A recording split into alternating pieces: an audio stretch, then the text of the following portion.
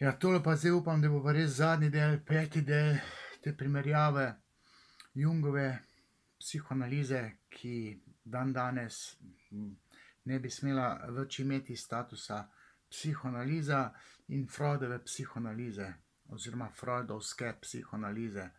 Treba reči, da je psihoanaliza dandanes predvsem miselni koncept, ne toliko psihoterapevtska metoda. V ožjem smislu že, ampak osnovi imam jaz psihoanalizo za miselni koncept, s katerim je mogoče razumeti svet, družbo in seveda posameznika, njegovo patologijo oziroma osebnostne značilnosti. Jaz sem v prejšnjih 4 delih o Jungu povedal vse, mogoče bi tolo alkimijo malo bolj zdajle sklepno še predelal, ker je zanimiva, malo je dvorezna oziroma par stvari treba razložiti, vsaj tako kot jaz vidim, ker tale, ki je hotel od mene tole znanje, ne, je še eno donacijo dal, da bi jaz to posnel, ne. In dejansko moram poleg tega kolektivnega nezavednega, o katerem sem veliko povedal, o arhetipih, ki sem jih tudi razložil, povedati že o tej alkimiji. Naj zdaj končno dreznem v to alkimijo, ki gravitira v to znamenito ezoteriko, v duhovnost, ne. Zdaj tisti, ki veste, sem jaz gostoval v Klepet ob kavi, ne, pri Jasmini Kandorfer, in sem tam imel neko ezoteričarko, ko je že ve, Aleksandra Winkler Drole. Mislim, to mi je skozi nekaj žmrkala in potem mi je hotela šlogac, pa sem ji jaz raj šlogal, ne. Saj veste, kaj sem rekel, da znam jaz tudi šlogat. Ne, sem rekel, vi pa ste enih kurcev predrkali. Pa so malo prekinili to oddajo, pol pa piska zdaj v tej verziji. Tudi na odru Razočarana gospodinja pri seksologu, to foro uporabim. Pejmo zdaj na tolo alkimijo oziroma ezoteriko, duhovnost, šarlatanstvo, šamanizem, to je en larifari, ne, sorry, da moram to reči, ne. In pol, ko sem videl, tam je ena iz Novega mesta, SMC, je bila komisarka Violeta Bulc, ali ko je, Brulc, diplomirana šamanistka, pa tale šarlatan iz Brežic, ne IQ metoda, on Ogorevc, ta se tudi s šamanizmom ukvarja. To je nateg, to je larifari, deluje seveda po načelu placeba, če je folk toliko butast, da v to verjame. Drugače pa ni nič na tem, no. Bi rekel, v enem od prejšnjih videov o komparaciji Junga oziroma jungovske psihoanalize in Freuda sem namignil, da se je Jung po Freudovi smrti dokončno, malo se mu je sfuzalo, odpeljalo se mu je, ne, strgalo se mu je. 5 let po Freudovi smrti, 1944 leta, še med vojno, bil je pa Švicar, ne, Švica ni bila glih v vojni, ne, se je Jung v svojem delu Psihologija in alkimija nekako opogumil, ne, in se boril s tem očetom umrlim in zapisal, da obstaja neposredna povezava alkimijskih simbolov s psihoanalitičnim psihoterapevtskim delom. Z Jungovo alkimijo je podobno kot z njegovimi arhetipi, po mojem videnju, ne. Jung sicer razmišlja v simpatično smer, ne, ampak brez Freuda se je izgubil. Simpatično smer, namreč, da je alkimijski proces preobrazbe nečiste duše, ne, katere simbol je na primer svinec, v popolno dušo, katere simbol bi bil pa zlato, mogoče srebro, ne, kaka dragocena kovina ali pa kak dragocen kamen, ne.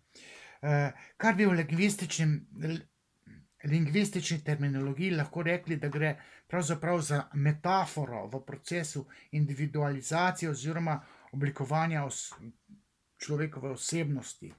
V freudovski psihoanalizi bi pa to pomenilo, da sta na delu znamenita procesa, ki sem vse skozi v prejšnjem 4. delu izpostavljal, procesa zgoščanja in premeščanja, zmiksanja, premestitev.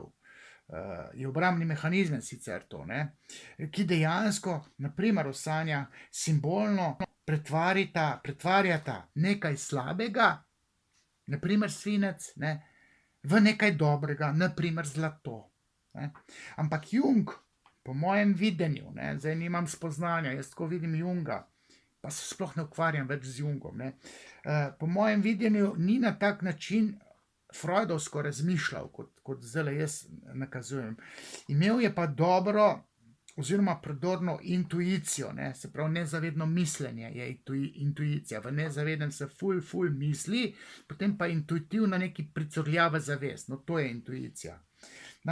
Namreč Freud Jungu po razhodu ni dajal več, kot sem že rekel prejšnjič, psihoanalitičnega kompasa. Zdaj pa razni te kvalificirani jungovski psihoanalitiki, ki so spotaknjeni še s to famozno, mislim, šarlatansko, neznanstveno astrologijo, ti pa absolutno ne razumejo stičnosti med freudovsko interpretacijo jungovskih arhetipov in tudi alkimije, pa kolektivnega nezavednega, torej s tisto interpretacijo, ki jo širijo po svojih verskih teh združenih sektah. Mislim, te razni guruji to delajo, guruji jungovske psihoanalize. Zdaj gre pa za to, da so imele domala vse predhodne, govorimo o alkimiji, oziroma sem še malo pri arhetipih. Gre za to, da so imele vse predhodne človeške kulture podobne simbolne komparacije oziroma povezave, kot jih imajo dandanes ljudje. Človekova duševnost, katere temeljna značilnost je, dobro si zapomnite, temeljna značilnost človekove duševnosti je simbolnost, simbolna struktura, simbolna konceptualizacija te njegove duševnosti, njegovega miselnega procesa, ki poteka na nezavedni ravni, in ki je pa primarna in je simbolno organizirana. Nekoč je človek bil tak kot danes, 100 let, 200 let, 1000 let, 10 000 let, zdaj nam rekel 100 000 let, da je bil pa človekova duševnost ista, ker takrat vprašanje, kako je bil to homo sapiens vrsto, bilo pred 100 000 leti, ne bom zdaj špekuliral. Ampak v strukturo človekove duševnosti je vtkana nekakšna sposobnost, da se čutni impulzi, torej inputi, vhodne informacije, senzorne informacije, senzorni dražljaji, ki jih človek sprejme vase, pretvarjajo spontano v simbole. Seveda preko procesov, kot sem rekel, zgoščanja in premeščanja, oziroma preko metaforizacije in metanomizacije, če lingvistično govorim, metaforizacijo in metonimizacijo inputov, senzornih dražljajev. To se zgodi spontano na simbolno nezavedni ravni, ki je realna. Zdaj, to ni filozofija, to je kar res, bom rekel, da sem funkcioniral v znanstvenem diskurzu. Za alkimijo vemo, da je to predznanstven miselni oziroma spoznavno-teoretski koncept, ki je neukim in znanstveno nepodkovanim srednjeveškim alkimistom omogočil tešenje znamenite epistemološke znanstvene pulzije, spoznavno-teoretske, ko bi rad vedel. Zdaj ne bom razlagal, zakaj človek želi nekaj vedeti. Namig pa dam, zato ker je kot otrok želel vedeti, kako na svet prihajajo otroci, kako je s to anatomijo genitalij, ki je tako različna med moškimi in ženskami, med mamo in očetom in otrokom, deklico in dečkom. Odtod to znanstvena, odtod se napaja znanstvena pulzija znanstvenikov, ko bi radi vedeli in potem iščejo, raziskujejo. Gre za torej željo po spoznavanju nespoznavnega in tudi srednjeveški te misleci ali pa te, ki so se najbolj nezavedno ukvarjali z idejo, odkot na svet prihajajo otroci, so imeli tendenco, da postanejo znanstveniki, misleci, da ne rečem filozofi. In ta alkimija v arabščini, ne latinščini, v arabščini, v osnovi pomeni umetnost preoblikovanja nečesa manj cenjenega načeloma, ne manj cenjeno ne gravitira k načelu ugodja, ampak manj cenjeno je neugodje. Bolj cenjeno je pa ugodje. Se pravi, v objemu načela ugodja so imeli tendenco iz manj cenjene neke stvari, nekega materijala, narediti nekaj bolj cenjenega. Alkimija je bila v srednjem, ter nevednežem v srednjem veku nekakšno eksperimentiranje s primitivnimi kemijskimi znanji, popolnoma neznanstvenimi znanji, in takratno tehnologijo, se pravi zvarki, ki so jih delali, tam drugega, ko se gret niso znali, kakšno primest so še dali, kakšno kislino ali kaj vem, kačji strup, pa so pa mislili, da bojo naredili boh ve kaj. Saj so pol naredili pa zdravilo, pa cepivo iz recimo kačjega strupa ali čebeljega unga pika so naredili, zdaj, da bo en Korošec, ko je iz Golnika dobil neko nagrado. Se pravi, te srednjeveški alkimisti, ki so želeli nekaj vedeti, so v svoji glavi vzpostavili neko miselno dogajanje. Nek paradigmatski miselni koncept, ki je zašel celo na področju takratne srednjeveške filozofije. Gre za ta utopistični koncept,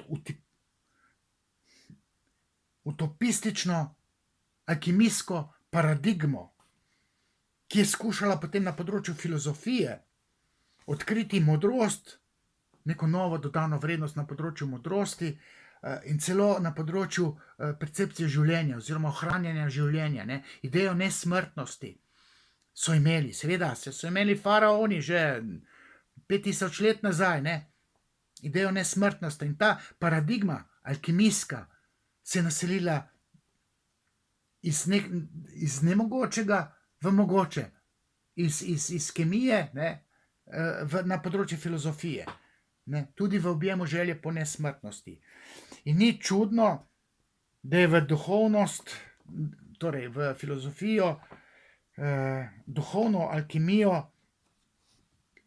potem posegla oziroma se je preoblikovala v ezoteriko, v to poduhovljenost tistih. Ljudje postanejo poduhovljeni, zbegan postanejo. Nekateri pa to proučujejo, kaj že duhovnost, metaprostor, transcendenco, ezoteriko. Zdaj kvalificirani jungovski psihoanalitiki pa to nakazano paradigmo, jungovsko, dejansko Jung govoril v tej rdeči knjigi o tej alkimiji, par let nazaj, 7 let ali koliko nazaj je šla, da te sodobni jungovski psihoanalitiki, po mojem videnju, poneumljajo ljudi, jih zavajajo, se delajo norca iz ljudi. Jaz pa hodim na klepet ob kavi, pa tam probam trezniti ljudi, pa se norca delam po svoje, tudi iz teh dušo v drugih dimenzijah, pa ne vem, kam je še govorila ta Winkler Drole, Aleksandra. Zdaj, meni se ne da ukvarjati s tem balastom, ne ljub se mi več. Ampak za konec bi pa rekel tole. Freud je imel arheologijo, s katero se je ukvarjal v mladosti, jo je imel kot neko afiniteto, nek hobi tudi, imel tiste kipce iz stare Grčije, tudi iz Egipta, in on je vedel, da kadarkoli on sanja arheologijo, ko on odkopava, je vedel, da je to simbol odkopavanja nezavednega, bodisi lastnega, tudi teoretskega, ali pa če odkopava nerazpoznavne čustvene miselne procese svojih pacientov. In on je takrat sanjal arheologijo, kot dnevni ostanek.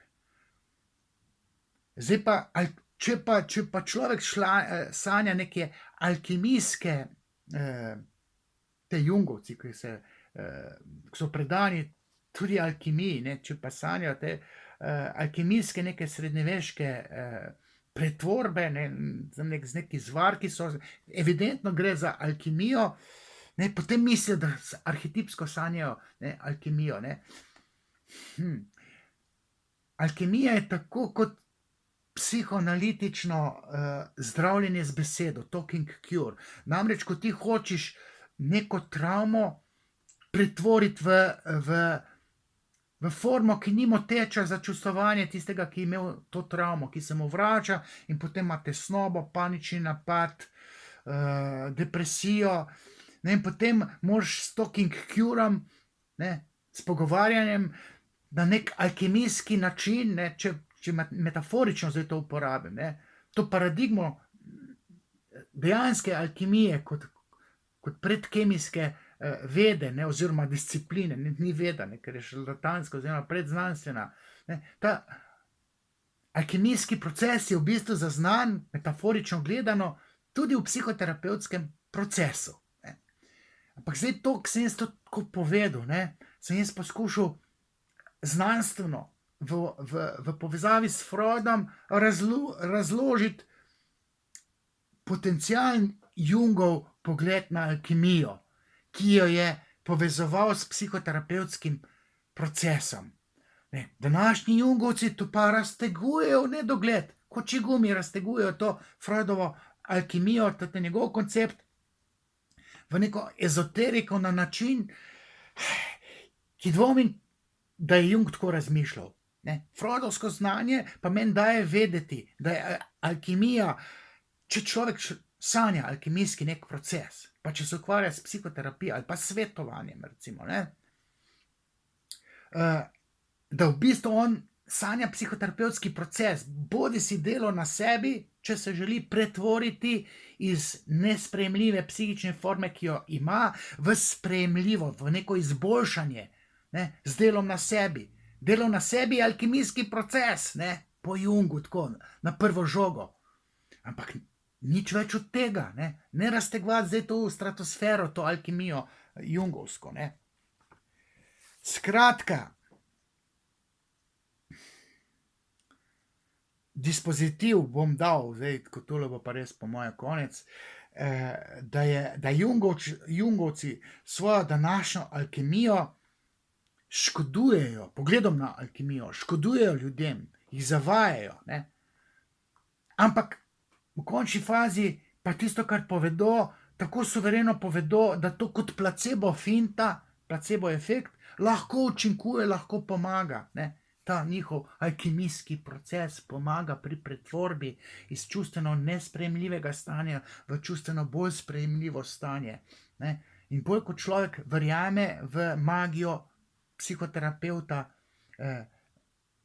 bolj suvereno se mu miselni sistemi preoblikujejo in placebo deluje kot veto pri izražanju, ne vem, nekega čustvenega stanja, ki potem po tej magiji, tej alkimiji postane sprejemljivo. Evo, toliko sem zdaj v tem 5. delu povedal o primerjavi Junga s Freudom, s Freudovo psihoanalizo. Zdaj bom rekel, take it or leave it. Več se mi zdi, 6. del pa ne bom posnel, ne. Hvala.